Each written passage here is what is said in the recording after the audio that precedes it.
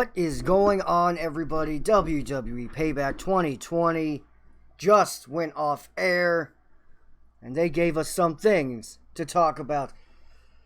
Let's get into the main event, shall we? Shall we? I think we shall.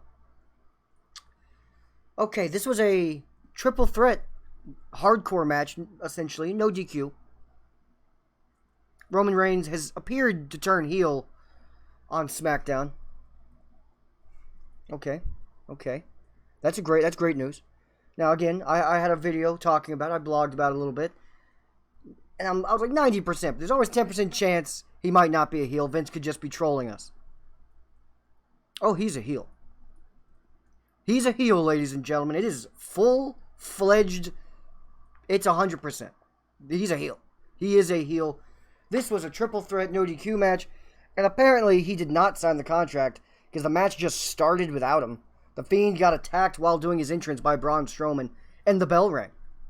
I don't know why the commentators didn't mention, I guess this is a singles match, I guess Roman didn't sign it. Nothing. They barely even mentioned Roman the entire time.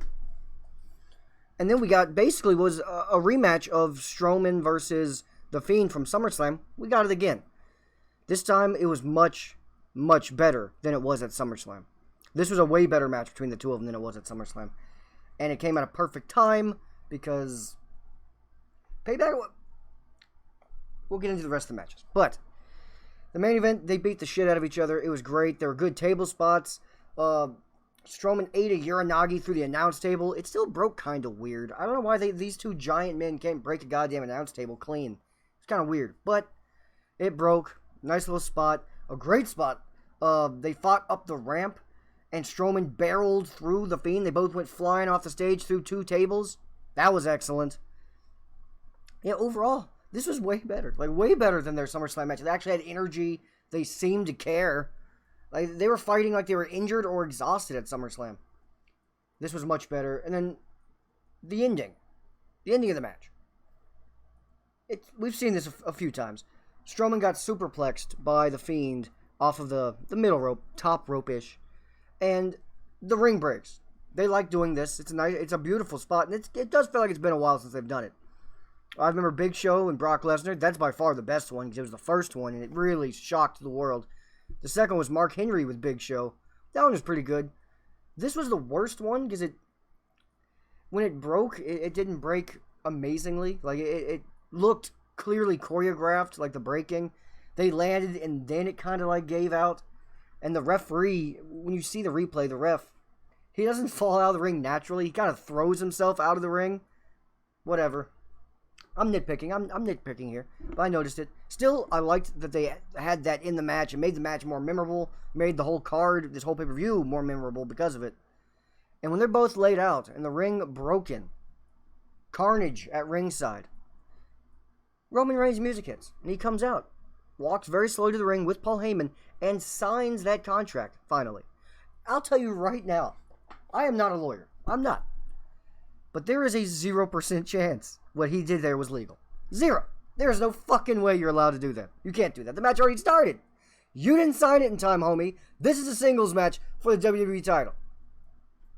Can you go beat their asses? Yeah, it's no DQ. But you can't be in the decision. You can't get pinned. You can't pin anyone involved. All you can do is interfere. You sign it, it's too late. Match has already begun. It's a singles match now. You would literally need an authority figure to come out and say, this match is now a triple threat. Of course they didn't do that. He just signs it, throws the fucking pin, hands the contract to Paul, gets in the ring with a steel chair, which reminds me of the Stone Cold WrestleMania X7 turn. He grabs a steel chair and he beats the shit out of the Fiend and mainly Strowman with the chair, and then tries to pin him afterwards. Clearly a heel. Clearly. Strowman kicks out. He pins the Fiend. Fiend kicks out. And then he goes to like spear the Fiend, but the Fiend catches him with a mandible claw. And while he's in the mandible claw, low blow. He low blows the Fiend. Again, definitely a heel. And then he spears Braun Strowman. He picks up the 1, 2, 3. He is the new Universal Champion. And as a full-fledged heel, I am 100% for it. Again, the logic of him being allowed to just sign the contract in the middle of the match doesn't make sense. This is not a Money in the Bank briefcase contract. That contract literally states you can start a match at any time with a champion. At any moment. Even during another match. This one was you have to sign it to make it a triple threat. It's not Money in the Bank. And that's why Vince on SmackDown was trying to get Pierce to go and get all 3 signatures. Apparently he was unable to get Roman Reigns' signature, which therefore made this a singles match. Once the bell rings, sorry Roman, you missed out. But whatever. Whatever. It's still worth it because it made him look like an underhanded jerk, kind of a douchebag. That's great. Kind of a weasel, kind of a Seth Rollins, a beefed up Seth Rollins, which that's all fantastic. So, I'll say the ends justify the means. Did it make sense? No. Is it legal? Definitely not. But it makes Roman look like the obvious biggest heel in the company right now. And we got there. Thank God we finally got there, so I am perfectly fine with that. That to me was definitely match of the night, and not just because of the ending. The match was actually good. They really beat the hell out of each other. Kickoff show, Riot and Morgan, they beat the Iconics. Who cares? And then afterwards they were interviewed, and they had some really kind of corny-ish taglines, like, are you guys back together? And Liv Morgan said, I live to riot. And Ruby Riott says, I riot to live. It's like, Christ. Ugh, it just stop. Stop. Then the actual show started. We had the United States Championship match, Apollo Crews versus Bobby Lashley. Kind of expected Bobby to win, and he did. He did. Good match, though. This might have been Apollo's best match on the main roster. It could have been. It's up there. This was pretty good. Not great. There's no reason to ever go back and rewatch this match. In a week, I'll forget the match even happened. But watching it, it was decent. It was pretty good. They have good chemistry. Lashley looks like a monster in victory, and Apollo, this gives him a chance to be the babyface, trying to fight for his title back. Cool. I'm okay with it. After the match, though, was kind of confusing. Apollo lost clean, but then he attacked Bobby Lashley from behind afterwards. And then when Lashley's boys come to defend him, Apollo runs off. He kind of looked like a coward, but who cares? He's clearly the face still, and it just tells us that this feud is still going on. Why? I don't know. For Christ's sake. And that happens a couple times tonight. Feuds that should die here.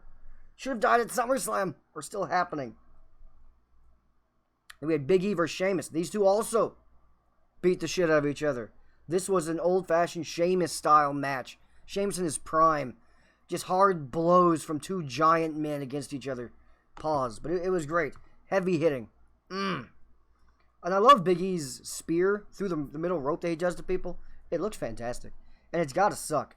Like, it's kind of hard to predict how you're going to land for both men when you eat that move.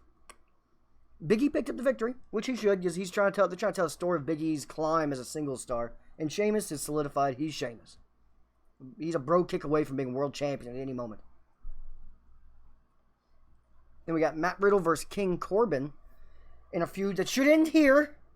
This should be it. I don't think it has the energy or legs to keep going, but apparently it will. Matt Riddle won. Cool. He won with his the floating bro. The floating bro. It's okay. It's a spinning swanton. It was alright. The match itself was pretty good. They don't have great chemistry together, but it's not awful. I just don't want to see this continue any further. But after the match, Matt Riddle was walking backstage, and he got attacked by Baron Corbin. So clearly that's not ending yet. I'm ready for it to end. Then we had the women's tag title match. The Golden Role Models, who have been fantastic, by the way, versus Shayna Baszler and Nia Jax, which are two monsters they just threw together in 1 week's prep. There's been no build as them as a team, but we all knew they were kind of going to win. We kind of just knew there was a very good chance they're going to win to sell the Bayley Golden Role Model breakup storyline. And good Lord, the match wasn't great. It was sloppy. Nia Jax was sloppy all over the place. But the ending, Shayna Baszler was an absolute animal. Good Lord, she looked great. That's the best Shayna Baszler's looked on the main roster, I think. She basically beat Sasha and Bayley by herself. Nia Jax's big ass was unconscious outside the ring. And Shayna puts on they call it a Mutilock, I think, now. But it used to be called an Indian Deathlock on the legs of Sasha Banks. And while she did it, she grabbed her little coquina, not the coquina clutch, the Karafuda clutch. Why can't they just have one name for this? Every wrestler that does the exact same sleeper names it something else. It's kind of stupid. But anyway, got her finisher locked in on Bayley, and then goes back. They're both about to tap. Then she grabs Sasha's arm and wraps it around the neck of Bayley and uses that to make Bayley tap. Holy shit. So, they're really selling the Bayley-Sasha breakup angle really well. Because now Bayley's the only one with the title. And Bayley's the reason Sasha has lost both of her belts. She lost the women's title because Bayley failed to help her in her match. And here, she lost her tag title because Bayley tapped out. Good storytelling. I like it. I like it. Let's not wait too long. Let's do the turn sooner, WWE. Let's do it while we still give a shit. Then we had Keith Lee versus Randy Randall Orton. The match was good. Again, not the best Keith Lee I've ever seen. He is better on NXT, and his music did not change, even though there were reports and rumors that it was going to be changed by Payback. Hopefully they're still working on it, because this isn't it. The theme just isn't very good. It isn't. It isn't. It's generic. It's extremely generic. It's like when you play WWE 2K and you got generic Wrestler 6. That's generic Wrestler 6's theme music. But the shocking part here, Keith Lee won. And what makes that shocking is he won clean. Dead center of the ring. No excuses. Clean. No interference. No Drew McIntyre coming in. Nothing. He pinned Randy Orton 1, 2, 3 after a spirit bomb. That's it. He wins. I was actually pretty shocked when that was the 3 count. I thought more was coming. But fine. Still a good match. It never hit that great level. It never got there. If Randy would have kicked out, we got a climactic ending, it would have hit that. But it didn't. Still, pretty good match. Randy's always, the last year, he's been great. The question now becomes, what do they do with Randy Orton? Do we continue Keith Lee, Randy Orton feud for a while? And literally sell Drew McIntyre as being actually injured? Or does Randy Orton just go back to Drew McIntyre and act like this loss didn't hurt him at all, and he's still the #1 contender? Or do we do a triple threat? Who knows? But at least it's got me intrigued. And it tells me they're not fucking around with Keith Lee. You know what I mean? Normally they do with NXT guys. They face Dolph Ziggler, and then they go on a losing streak. That's what always happens. Keith Lee beat Randy Orton, one of the greatest of all time. Clean. Clean on pay-per-view. Wow. Wow. That is surprising. Again, they need to do something about the ring attire and his music mainly. His music is terrible. They had the Mysterios versus Seth Rollins and Murphy. This was actually a really fun match. And Dominic, good lord, the man's natural.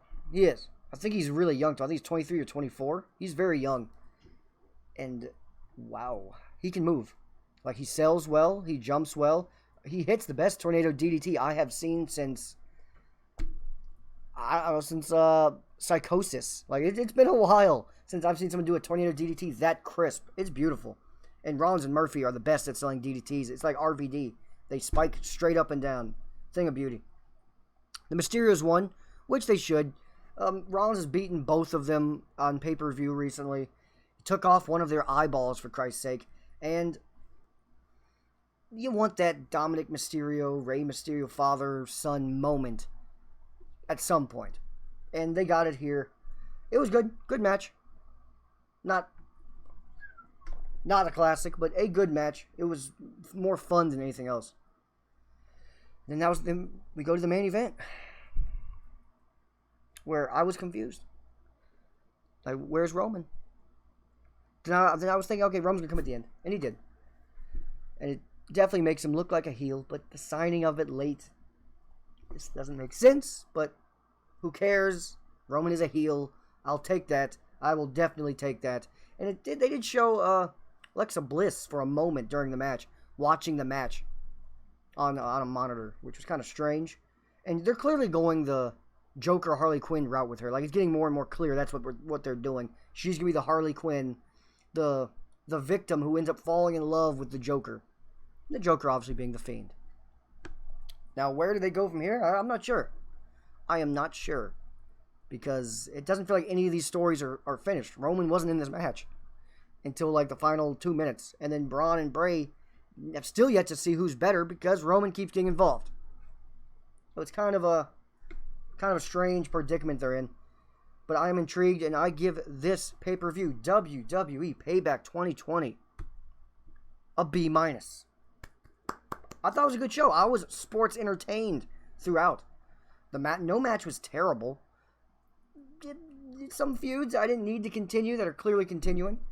And the ending with Roman, it does make him look more like a heel, which is great. Like, he's obviously a heel, but it lacked any common sense of how of what he did. The contract thing makes no sense. Stupid, but fine. Overall, good show. Not great, but good. The only match I would ever really want to go back and rewatch would be the main event, because they really did kind of beat the hell out of each other. Let me know what you guys think down below. What was your grade? My match tonight was definitely the main event. What did you guys think? And am I the only one? Am I just losing my shit? Or am I right about that? There's no chance of that holding up in court. I mean, I just know it wouldn't. But would you guys mind? Or are we just going to brush that aside? I'll brush it aside for the moment. I'll brush it aside because they finally gave us the big dog as a goddamn heel. It's about time.